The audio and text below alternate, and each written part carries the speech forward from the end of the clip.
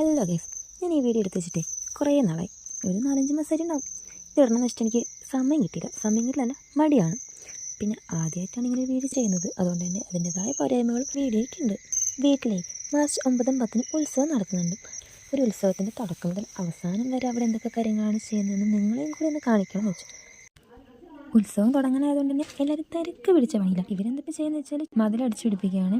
ചുറ്റുമതിൽ ഒത്തിരി ഉള്ളതുകൊണ്ട് തന്നെ നല്ല പണിയാണ്. ഒരു ദിവസം കൊണ്ടൊന്നും ഇത് തീരത്തില്ല.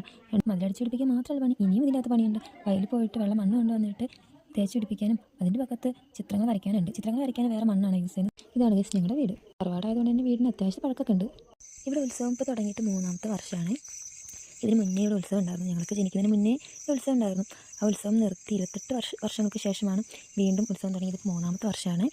ഈ മതിൽ തല്ലി ഷേപ്പാക്കുന്ന ഈ ഒരു ഇതില്ലേ, ഇതിൽ ഞങ്ങൾ പറയുന്നത് നിലം തല്ലി എന്നാണ്.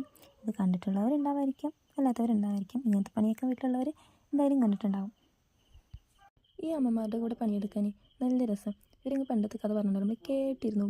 ഇപ്പം പിന്നെ ഉത്സവ സീസൺ ആയതുകൊണ്ട് തന്നെ ഉത്സവത്തിൻ്റെ കഥയാണ് പറയാനുള്ളത്. പോയതും വന്നതും ചെറുപ്പത്തിലുള്ള കുറേ കഥകൾക്ക് പറയാനുണ്ട്.